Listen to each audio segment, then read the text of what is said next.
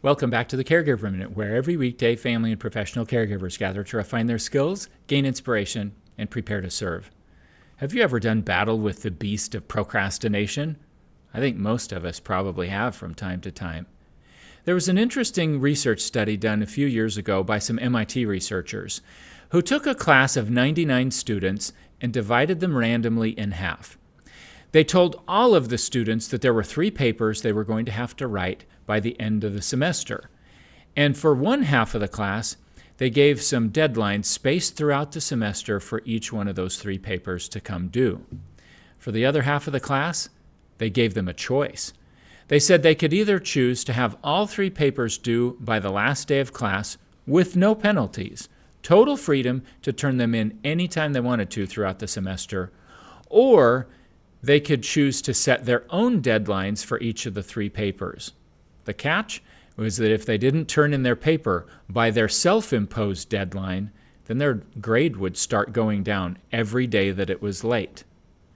Well, economic theory would project that nobody should accept self-imposed deadlines.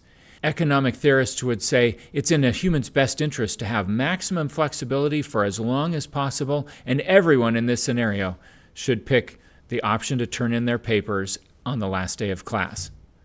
But that's not what happened at all. In fact, a whopping 68% of students opted for the self-imposed deadlines. They wanted something that was more rigid. Maybe it's because they knew something intuitively about themselves. Maybe they understood that having a deadline that was a lot sooner would allow them to accomplish things in a more even way instead of putting it all off to the last minute when they probably would have other finals and projects that they were dealing with.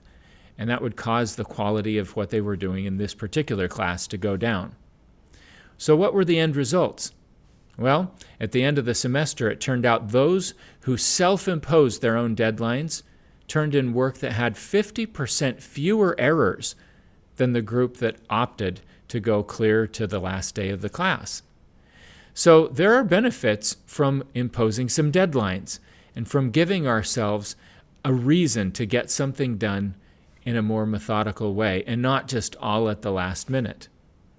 I recognize that sometimes people self-medicate for an attention deficit problem by procrastinating.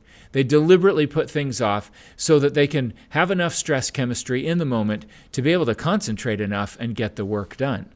In fact, I've seen a lot of clients here at A Mind for All Seasons who are battling an attention deficit problem, and they tend to be some of the worst procrastinators because of this fact. But instead of putting things off, maybe it would be more effective for us to just self-impose deadlines that really allow us to get things done in a more reasonable way.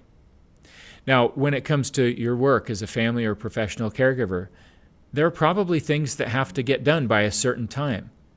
Maybe there's an opportunity, if you're one of those people who keeps putting things off to the last minute, to impose a different kind of a deadline. I hope taking some time today to ponder this information from the MIT research study will be valuable to you and will yield some insights that you can leverage on your own behalf, especially if you're someone who regularly does battle with the beast of procrastination. Thanks for watching. I look forward to seeing you again tomorrow for another episode of the Caregiver Minute.